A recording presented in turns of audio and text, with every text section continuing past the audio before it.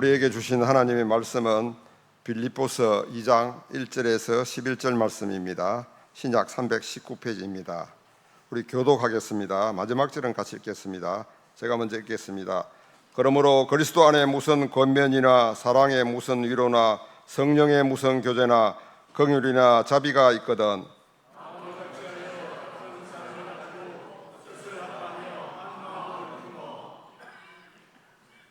아무 일에든지 다툼이나 허영으로 하지 말고 오직 겸손한 마음으로 각각 자기보다 남을 낮게 여기고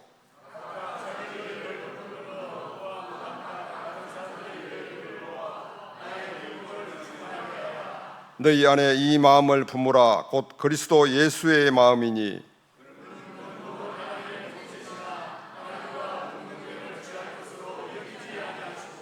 오히려 자기를 비워 종의 형체를 가지사 사람들과 같이 되셨고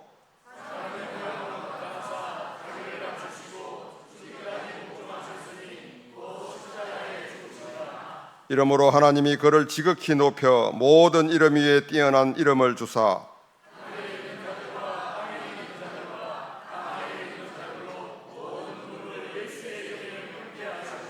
우리 같이 읽겠습니다. 모든 입으로 예수 그리스도를 주라 시인하여 하나님 아버지께 영광을 돌리게 하셨느니라. 아멘. 놀라운 겸손이 세상의 선물로 주어진 날이라는 말씀으로 담임 목사님 말씀하시겠습니다. 감사합니다. 할렐루야. 네, 우리 대림절 네 번째 주일을 맞았습니다. 우리 옆에 분들하고 인사하시면서 예수님의 겸손을 배웁시다. 인사하겠습니다. 예수님의 겸손을 배웁시다. 조지아 주라는 미국의 한 주에 유명한 두 사람이 있습니다. 형제지간인데 지미와 빌리 형제입니다. 혹시 들어보셨나요? 황당하시죠? 네. 근데 여러분들이 빌리는 몰라도 지미는 분명히 들어보셨습니다. 누구냐면 지미 카터 미국 전 대통령이기 때문입니다. 이 빌리와 지미 이 두 형제는 서로 성격이 굉장히 많이 다릅니다. 그래서 빌리는 좀 속된 말로 좀 이렇게 막 나가는 사람이었습니다. 그런데 이제 지미는 우리가 잘 알듯이 대통령이 되었던 사람이죠. 지미 카터 대통령은 제가 또 미국의 여러 대통령들 중에서 개인적으로도 굉장히 존경하는 분이기도 합니다.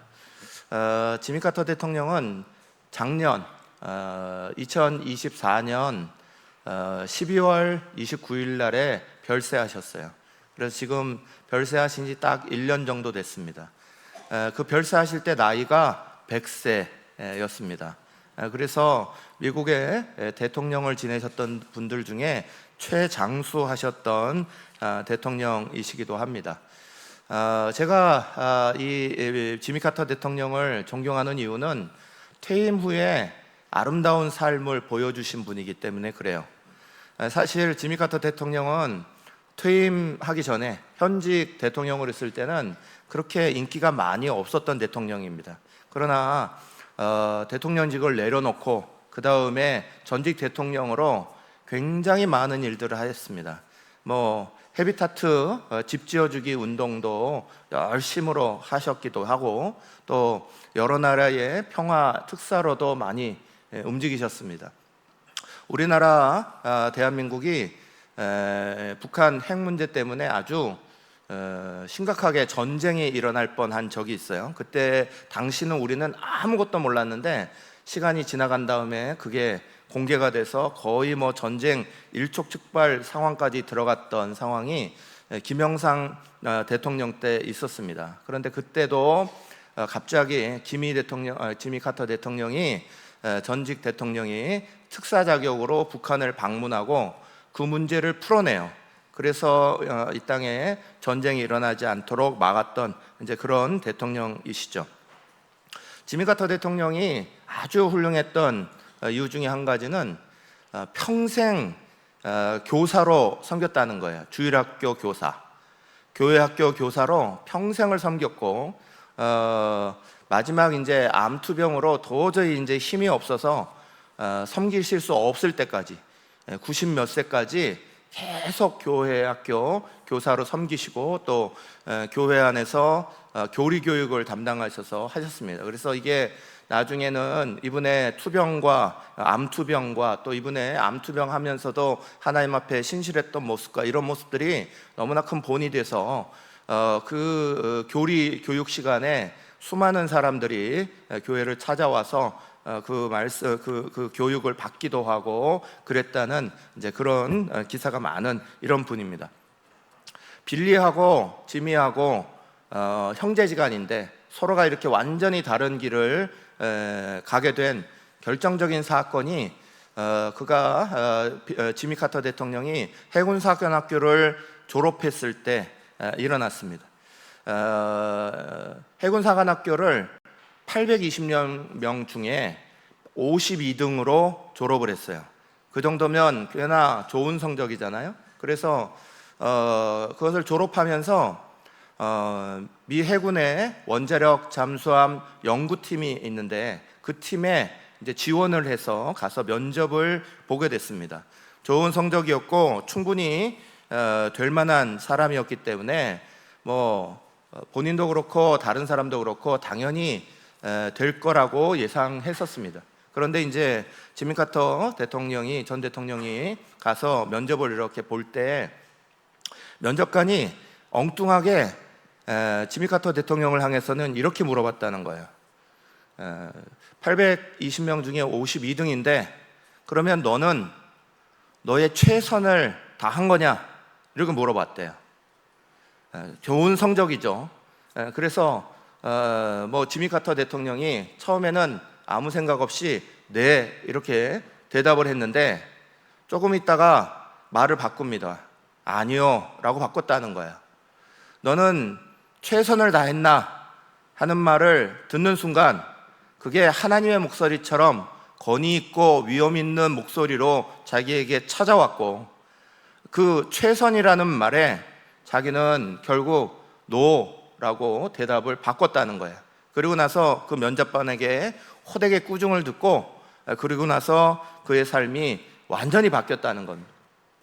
우리가 객관적으로 평가해 보면 820명 중에 52등 굉장히 잘한 거죠. 그렇지만 최선이라는 단어는 자기만 아는 단어입니다. 내가 최선을 다했나?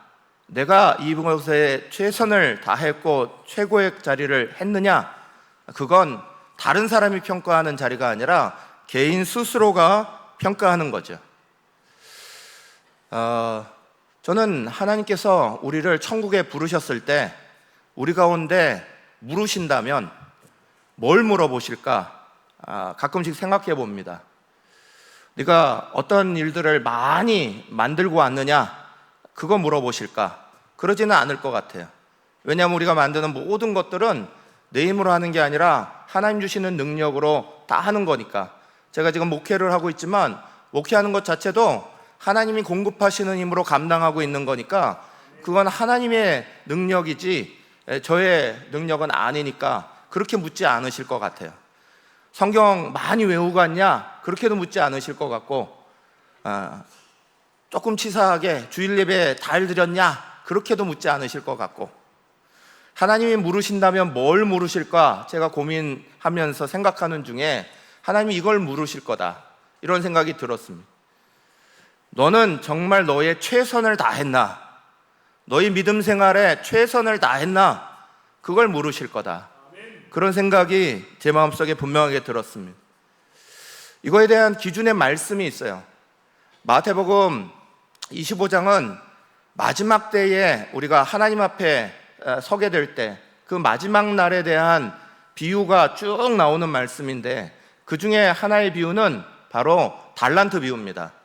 달란트 비유는 우리가 잘 아는 대로 5달란트 받은 사람, 2달란트 받은 사람, 1달란트 받은 사람의 이야기가 나와 있습니다. 그런데 중요한 건 5달란트 받은 사람이 5달란트 남겼다고 하나님이 2달란트, 1달란트 받은 사람보다 더 칭찬하지 않으시는 거예요. 2달란트 받은 사람도 5달란트 받은 사람하고 똑같은 칭찬을 받습니다. 그 이야기는 달란트는 이미 하나님이 주시는 거니까, 달란트는 이미 주인이 준 거니까, 그것에 대해서 그러면 우리의 역할은 뭐냐? 5달란트를 5달란트 남기도록 최선을 다했다, 그거죠. 2달란트를 2달란트 남기도록 100%를 다 사용해서 최선을 다했다, 그거죠. 그런데 1달란트 남긴 사람은 그것을 쓰지 않았다는 거죠. 100% 자기 최선을 다하지 않았다는 거죠. 그러니 하나님께서 1달란트 받은 사람만 혼을 내시고 5달란트, 2달란트 받은 사람의 축복의 내용은, 칭찬의 내용은 똑같습니다. 사랑하는 여러분, 우리는 하나님께서 우리 가운데 질문하실 때, 너는 이 땅을 살아가며 믿음 생활하며 최선을 다했나? 라고 물어보실 때 우리는 뭐라고 답을 할 수 있을까요?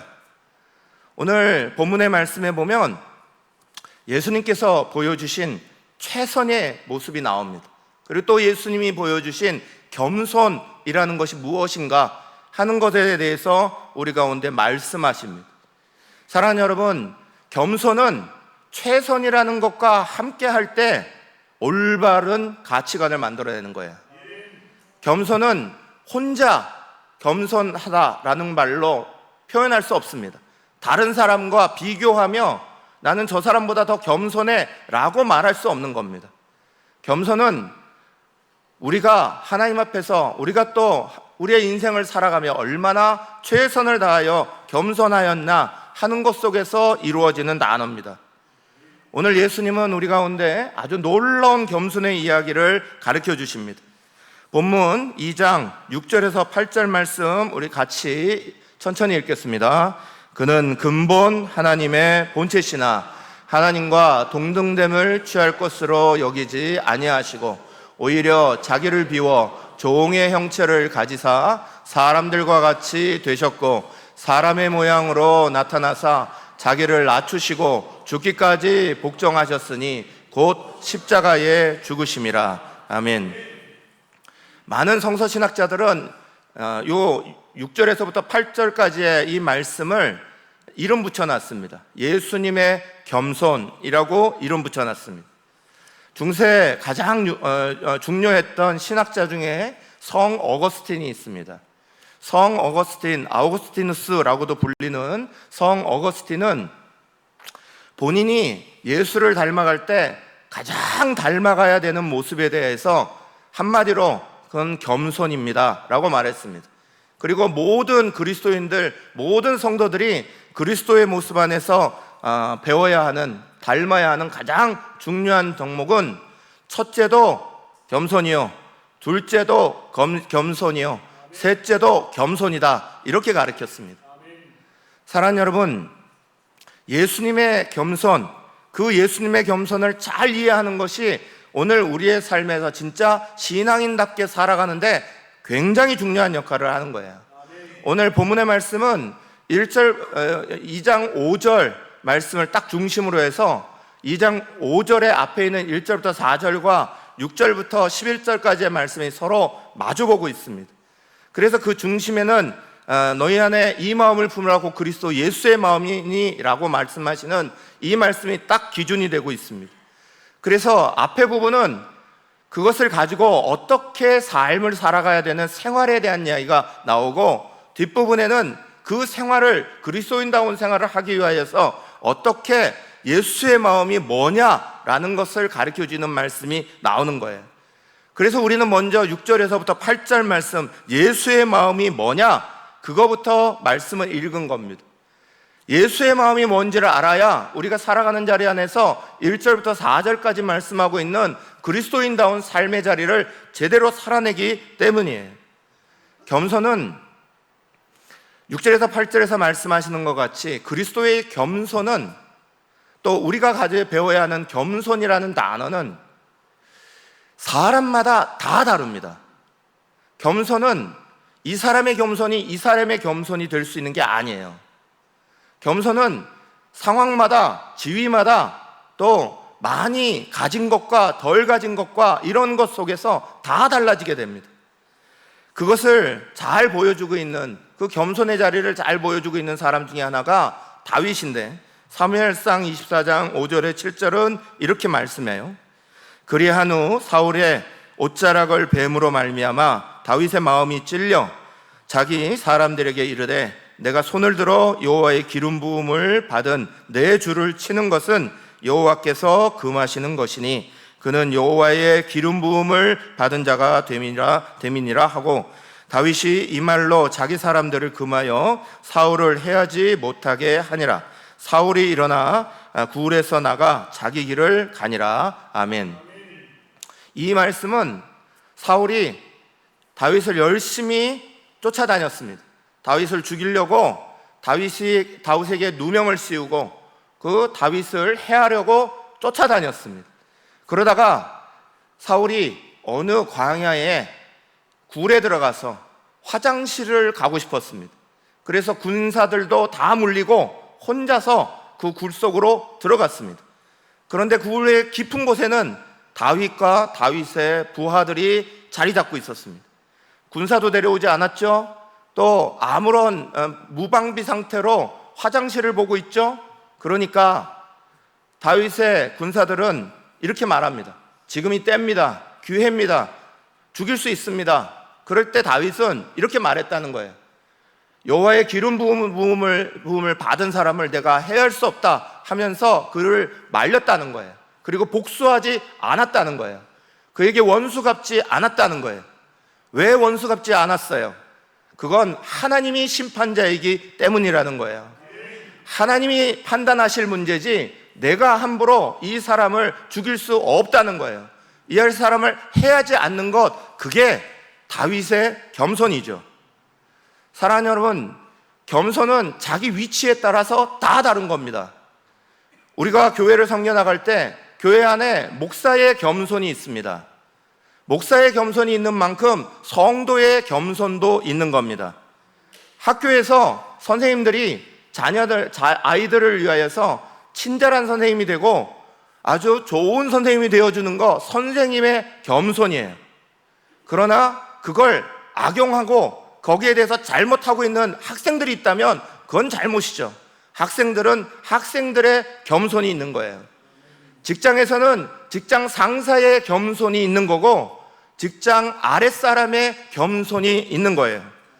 가정 속에서도, 가정에서는 부모가 가져야 되는 겸손이 있고 자녀가 되는 겸손이 있는 거죠. 겸손이란 자리마다 다 다른 겁니다.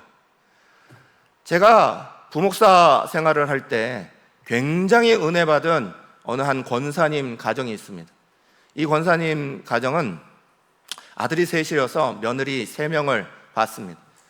제가 부목사 시절이니까 지금부터 20년 좀 전의 일입니다. 그러니까 20년 좀 전에는 지금보다 훨씬 더 고부 갈등이 심했습니다. 시어머니 며느리의 사이가 정말 풀기 어려운 문제일 때가 되게 많았습니다. 요즘에는 참 좋은 시어머니들이 굉장히 많으셔서 집안에서 시어머니 며느리가 싸우는 경우가 별로 없지만 예전에는 우리가 잘 알듯이 고부 갈등이 큰 문제 중에 한 가지였습니다. 그런데 이 가정은 너무 은혜를 주는 가정이에요. 이 가정에 보면 며느리들이 그 시어머니 권사님을 향해서 맨날 이렇게 얘기합니다. 우리 시어머니는 우렁각시예요. 그래요.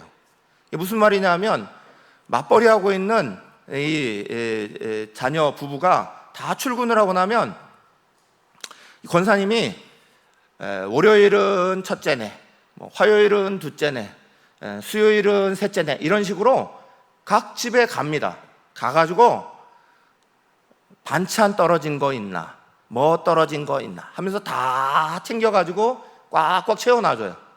그리고 나서 그냥 이렇게 돌아오고 나면 며느리에게 막 생색내서 내가 거기에서 그거 했다, 너 왜 그런 것도 안 하고 있니? 집도 안 치우니? 이런 소리 절대 안 하십니다.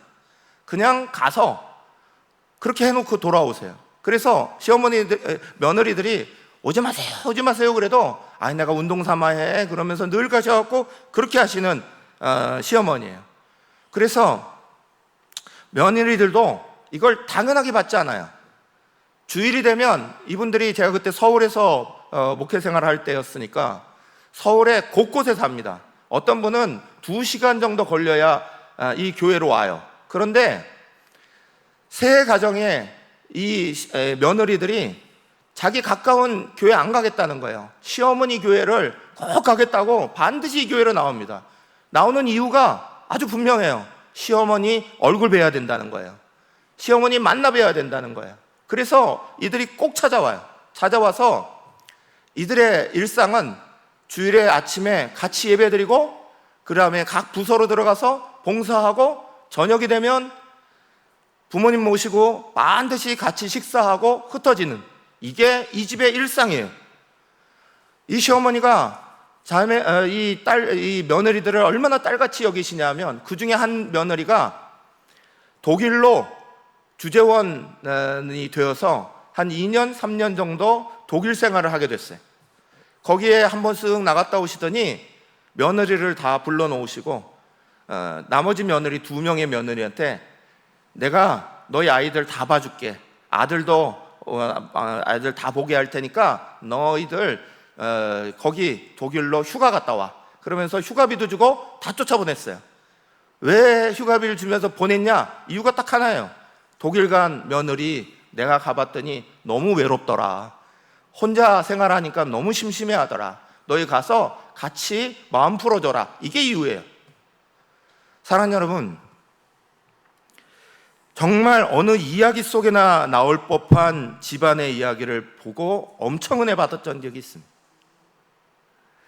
서로를 사랑하고 서로의 위치에서 겸손하니까 이게 가능한 이야기가 되는 거예요.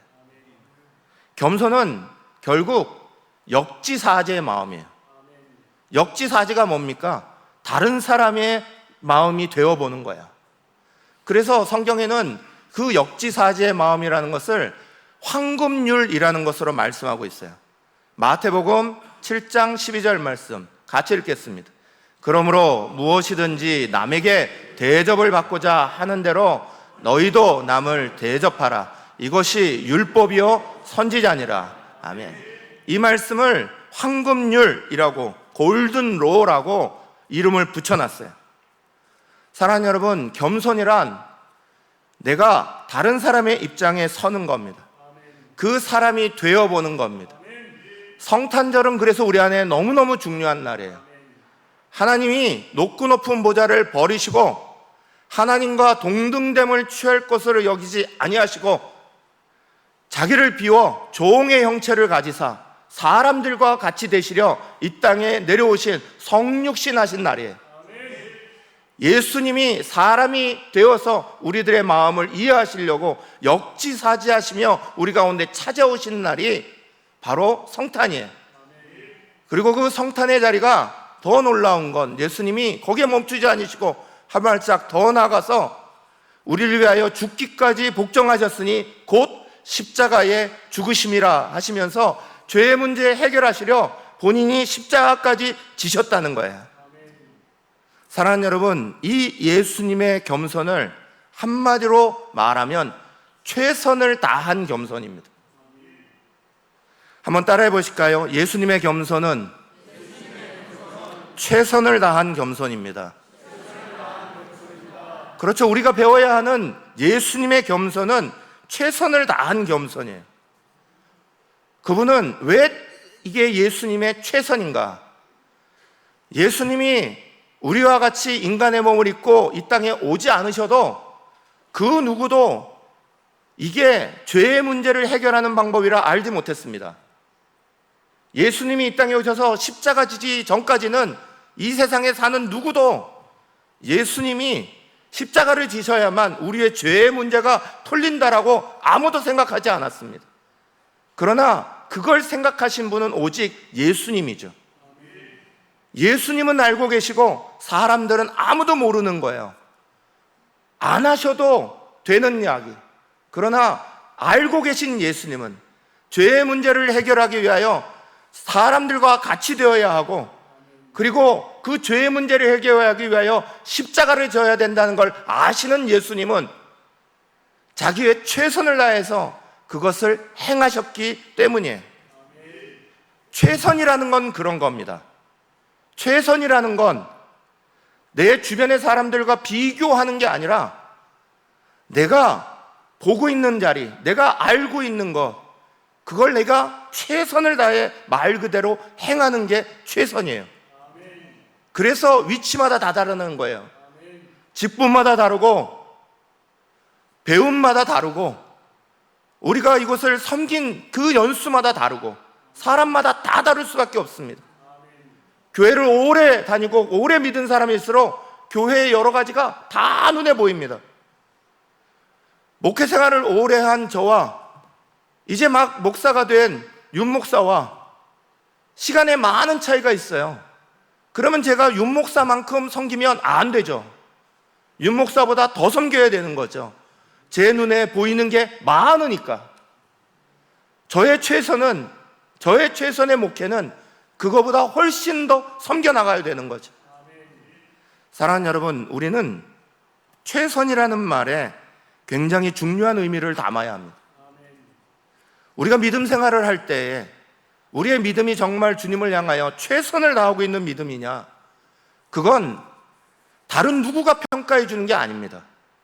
다른 사람하고 비교하면 나는 저 사람보다 더 믿음 생활 많이 하는 것 같아, 교회도 더 열심히 하는 것 같아, 이거 나올 수 있죠. 예수 믿지 않는 사람들이 주일이 되면 산으로 들러 놀러 가는데 우리는 그거 안 하고 여기 와서 예배 시간을 하고 있어, 할 수 있죠. 그러나 우리의 최선은 거기를 비교하는 게 아닙니다. 우리의 최선은 예수 그리스도를 닮아가는 거예요. 예수 그리스도가 우리의 표상이고 예수님이 보여주신 겸손이 우리가 배워야 되는 겸손이지, 다른 사람보다 조금 낫다고 내가 대단히 나은 것처럼 생각하면 절대 안 됩니다. 사랑하는 여러분, 겸손은 자기 자신이 하나님 앞에 섰을 때 응답하고 말해야 되는 겸손이에요. 예수님이 그 누구도 모르는 십자가 지는 사건을 본인은 지셔야 되겠다라고 생각하고 겟세마네 동산에서 땀방울이 핏방울 되시면서 기도하시면서 결정하셔서 그걸 지러 올라가시는, 그 고통 속에 올라가시는 그게 예수님의 겸손이었습니다. 최선의 겸손이었습니다. 오직 예수님만 아시죠. 그 옆에 있었던 제자들 누구도 그걸 알지 못했습니다. 오늘 우리의 최선의 자리는 나만 아는 거야. 내가 더 섬길 수 있는 믿음이 있다. 내가 더 섬길 수 있는 재력이 있다. 내가 더 섬길 수 있는 힘이 있다. 그건 내가 아는 거야. 그걸 우리는 주님을 향하여 최선의 것으로 드리고 있나? 그걸 배울 때에 이게 바로 예수의 마음이에요. 오늘 1절부터 4절은 그 마음을 가지고 이렇게 살라고 이렇게 말씀합니다. 같이 읽겠습니다. 그러므로 그리스도 안에 무슨 권면이나 사랑의 무슨 위로나 성령의 무슨 교제나 긍휼이나 자비가 있거든 마음을 같이하여 같은 사랑을 가지고 뜻을 합하며 한 마음을 품어 아무 일에든지 다툼이나 허영으로 하지 말고 오직 겸손한 마음으로 각각 자기보다 남을 낫게 여기고 각각 자기 일을 돌볼 뿐더러 또한 각각 다른 사람의 일을 돌보아 나의 기쁨을 충만하게 하라. 아멘. 그리스도 안에서 무슨 권면이나 그랬습니다. 다른 사람을 이렇게 어떤 말로 충고하는 거죠. 그러나 여기에 그리스도가 함께하고 있는 그리스도의 최선의 겸손이 담기지 않으면 그 말은 다른 사람에게 충고의 권면의 자리로 느껴지지 아니하고 올가매는 채찍으로 또는 질타로 느껴질 때가 많습니다. 사랑의 무슨 위로나 그랬습니다. 그러나 사랑의 위로 그 속에 그리스도가 하신 최선의 겸손이 담겨 있지 않으면 그건 위로가 되지 못하는 경우가 많습니다. 욥의 친구들을 보십시오. 욥의 친구들의 말이 욥에게 하나라도 도움이 되었습니까? 사랑하는 여러분, 우리의 섬김의 자리는 분명히 1절부터 4절까지와 같아야 됩니다. 그러나 그것을 하기 위하여 먼저 필요한 건 바로 2장 5절 말씀이에요. 같이 읽겠습니다. 너희 안에 이 마음을 품으라. 곧 그리스도 예수의 마음이니. 그러셨어요. 곧 그리스도 예수의 마음. 예수님이 우리를 향하여 최선을 다한 겸손의 마음을 가지실 때, 그것이 우리에게 자리 잡을 때 우리가 권면하는 것이나 위로하는 것이나 또 마음을 같이 하는 것이나 같은 사랑을 가지는 것들이 놀라운 은혜의 역사로 만들어지는 것이지, 예수의 마음이 없이 흉내내온다고 그것이 능력 있게 다가오지 않습니다. 사랑하는 여러분, 예수님은 우리에게 이렇게 말씀하셨어요. 요한복음 14장 12절 같이 읽겠습니다. 내가 진실로 진실로 너희에게 이르노니 나를 믿는 자는 내가 하는 일을 그도 할 것이요 또한 그보다 큰 일도 하리니 이는 내가 아버지께로 감이라. 아멘. 예수님이 이 땅에 보이셨던 최선의 겸손을 우리도 할 수 있다라고 말씀하시는 거예요. 그뿐만 아니라 그보다 더 큰 겸손도, 그 큰 섬김도 우리 속에 일어날 수 있다. 사랑하는 여러분, 우리는 최선을 다해 나아가야 합니다. 우리의 삶의 자리를 하나님 앞에 끝낼 때, 주님이 물어보실 때, 최선을 다했나? 라고 물어보실 때, 거기에 대한 답은 자기 스스로만 정직하게 말할 수 있는 거예요. 오늘 본문의 말씀은 1절부터 4절의 말씀은 철저하게 주어가 그래서 나입니다. 나. 다른 누구가 아니라 나 자신이 주어예요. 이걸 주어로 본문을 집어넣으면 이렇게 읽을 수 있죠.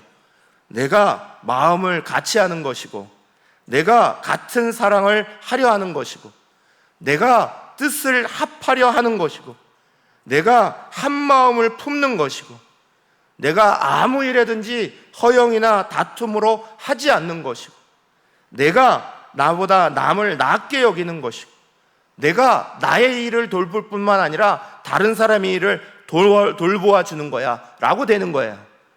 그런데 이 주어가 너를 향하게 되면 굉장히 이기적인 말이 만들어집니다.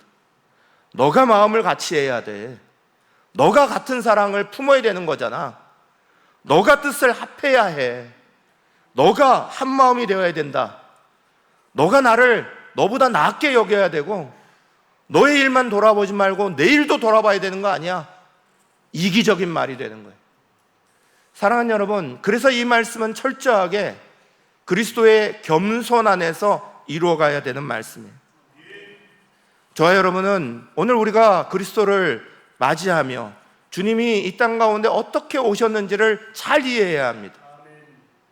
추상적인 예수가 아니라 우리의 삶에 자신의 최선을 다한 겸손으로 우리를 섬겨주신 예수님을 만나고 경험해야죠. 그 예수님의 놀라운 겸손이 세상을 바꾼 거예요. 오늘 그 세상의 자리, 예수님이 오신 그 자리가 놀라운 변화를 겪었습니다. 그래서 9절에서 11절은 이렇게 선포하죠. 이러므로 하나님이 그를 지극히 높여 모든 이름 위에 뛰어난 이름을 주사 하늘에 있는 자들과 땅에 있는 자들과 땅 아래에 있는 자들로 모든 무릎을 예수의 이름에 꿇게 하시고 모든 입으로 예수를 그리스도를 주라 시인하여 하나님 아버지께 영광을 돌리게 하셨느니라. 아멘. 사랑하는 여러분, 예수님이 철저하게 자기를 들이시는 그 겸손의 자리를 취하셨더니 그것이 세상을 바꾸었다는 거예요. 예수님이 오신 자리는 문화가 바뀌었습니다. 예수님이 오신 자리는 믿음의 가치관이 변했습니다. 세계관이 변했습니다. 예수님의 오신 자리는 그 전통조차도 다 바꾸어 버렸습니다. 우리나라만 보더라도 그렇지 않습니까? 예수님 오시고 나서 오늘 우리가 겪고 있는 수많은 문화들이 다 바뀌었습니다. 예수 믿지 않던 전통에서 예수 믿는 전통의 자리로 완전히 바뀌었습니다. 여러분, 우리가 지키고 있는 성탄절, 이 성탄절만 보더라도 예수님으로 말미암아 변화를 받은 사람들의 그 이야기가 다 담겨 있는 거예요. 예수님이 이 땅에 오셨을 때 성경에 어디를 봐도 성탄 트리 만든다는 얘기 나옵니까? 어디를 봐도 여기에 다윗의 별을 단다는 얘기가 나옵니까? 세상에 어디를 봐도, 성경에 어디를 봐도 예수님 오셨을 때 선물 나눈다는 이야기 보셨습니까? 아니요.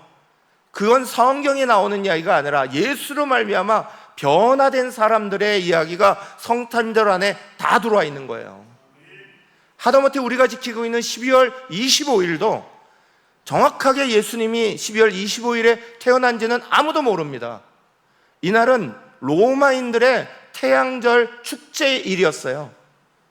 그런데 로마가 콘스탄틴 황제로 비롯해서 예수를 막 믿고 영접하고 나서 진짜 참빛이 누구냐? 태양이 아니라 참빛 대신 예수님이 이 땅에 오신 날이다 해서 이 날을 바꾼 것부터 성탄절이 12월 25일이 된 거예요. 그것을 따르지 않는 동방교회는 지금도 1월 7일을 성탄절로 지키는 데도 지금도 있어요. 사랑하는 여러분, 이런 문화들이 선물을 나누고 가족 중심이 되고 이런 문화들이 다 예수 믿는 민족들 속에서 가지고 있던 정통들이 다 들어온 거예요. 튜튼족이라는 족은 그 안에 가족 중심으로 안에 이렇게 선물을 나누고 또 동짓날 행사로 이렇게 벽난로를 피우고 나무를 이렇게 트리처럼 만들고 이런 것들을 많이 가졌어요. 그것들을 예수 믿고 나서 주님을 향하여서 다 돌린 거예요. 사랑하는 여러분, 예수님이 오시면 그 겸손이 오늘 이 땅을 변화시키시는 거예요. 그 겸손이 나를 변화시키고 나의 가정을 변화시키고 우리의 삶의 자리를 다 바꾸시는 놀라운 은혜로 변화하고 일어나는 거예요. 제가 아는 한 집사님이 계시는데요, 그 집사님은 평생의 소원이 건물주 되는 거였습니다. 빨리 건물주가 돼갖고 거기서 인컴을 가지고, 그리고 나서 그분의 한 가지 소원은, 또 다른 한 가지 소원은 자기가 제일 좋아하는 주님과 함께 사는 거예요. 그 주님은 예수님 주님이 아니라 술 주님과 사는 거예요. 그래서 술을 멋진 진열장에 비싼 술들을 다 집어넣어놓고 거기서 하나씩 꺼내가지고 홀짝홀짝 마시는 거, 그게 내 인생의 최고의 낙일 거야. 그러면서 건물주 되고 술 모으고, 이게 인생의 목표였어요. 그런데 그분이 예수를 만났습니다. 그 아내 되는 집사님이 간절히 기도한 끝에 이분이 진짜 예수를 영접하고 만난 사건이 벌어졌어요. 이분의 가치관이 바뀌었습니다. 예수를 만나고 나서 저희가 그 집에 신방을 갔습니다. 담임 목사님을 모시고, 제가 부목사 때인데 담임 목사님을 모시고 그 집에 신방을 갔더니 이분이 예배가 딱 끝난 다음에, 목사님, 제가 지금 목사님 모셨을 때 할 게 있습니다. 그러면서 술 진열장으로 가셨어요. 그래서 술이라도 꺼내주면 어떡하나 그러고 내심 걱정했어요. 수천만 원짜리 술도 그 안에 있으니까 막 술이 그거 다 따지면 아마 한 1억 가치가 나올 거예요. 그런데 그 술을 다 병을 꺼내시더니 싱크대로 가갖고 목사님 계신 앞에서 콸콸콸콸 다 부어버렸어요. 수천만 원 되는 데를 그걸 다 부어버리시더니, 그리고 한마디 하시는 거예요. 저는 이제부터 술 끊었습니다. 예수가 저의 주님입니다. 그러시더니 건물주로 인컴을 받으시는 거 그 다음부터 전도하는 데 다 쓰기 시작하셨어요. 사랑하는 여러분, 예수를 믿고 나니 그 삶의 놀라운 변화가 찾아오는 것들을 눈으로 우리는 목도하고 있습니다. 예수님의 가치는, 그 겸손한 자리는 세상을 변화시키는 가치를 만들어냅니다. 우리가 세상의 다른 것들을 따르는 게 아닙니다. 우리는 비교하고 다른 사람과 비교해서 인생의 목표를 잡는 게 아닙니다. 어거스틴이 얘기했던 것처럼 인생의 목표는, 그리스도인들에게 인생의 목표는 첫 번째도 예수 그리스도의 겸손이고, 두 번째도 겸손이고, 세 번째도 겸손이어야 돼요. 주님이 겸손하여 이 땅에 오셨고, 그 겸손하신 예수님으로 말미암아 그 예수를 만난 사람들이 인생의 자리를 바꾸고 모든 무릎이 예수 앞에 꿇게 만드는 놀라운 역사를 이루셨으니까. 우리의 가정에서도, 직장에서도, 우리 사랑하는 성도들의 자리마다 예수 그리스도의 최선을 다하는 겸손이 배워지기를 저는 간절히 축원합니다. 성탄절, 그리고 십자가 지신, 성육신 하셨고 그 십자가의 자리로 나아가신 그 주님, 자기의 최선을 다하여서 겸손한 자리로 나가셨던 주님의 그 표상이 우리를 이끌어야 하는 거예요. 다른 사람과 비교하지 마세요. 우리의 비교의 대상은 다른 사람이 아니라 오직 목표 되시는 예수님이에요. 예수님을 닮아가는 사람들 되시기를 축원하고, 이번 성탄절 주님이 가장 낮은 자리로 인간이 되시기 위하여 우리와 같이 오신 날, 우리는 다시 한번 주님의 최고의 겸손을 만나시기를 축원합니다.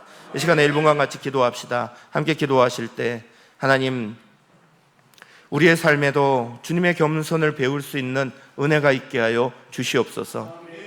하나님, 우리가 정말 주님께서 우리의 삶을 향해서 최선을 다하신, 오직 주님만 알고 계시는 성육식 하셔야 된다는 사실과 십자가를 지셔야 된다는 사실, 그게 우리의 죄의 문제를 풀어주실 것이라는 그 사실을 세상 누구도 몰랐으나 오직 주님만 아셨습니다. 그 주님만 아시는 것을 향하여서 자기의 시간을 드리고 또 자기의 모든 것을 다 드려서 땀방울이 핏방울 될 때까지 기도하시면서 그 십자가를 지시는 길로 자기의 최선을 다하여 겸손의 자리를 걸어가셨습니다. 그 겸손이 오늘 세상을 변화시킨 것처럼 하나님, 우리도 예수의 겸손을 배워 우리의 가정이 변하고 우리의 직장들이 변하고 우리의 삶의 자리가 변하는 역사가 일어나게 하여 주시옵소서. 주여 외치고 함께 기도하겠습니다. 주여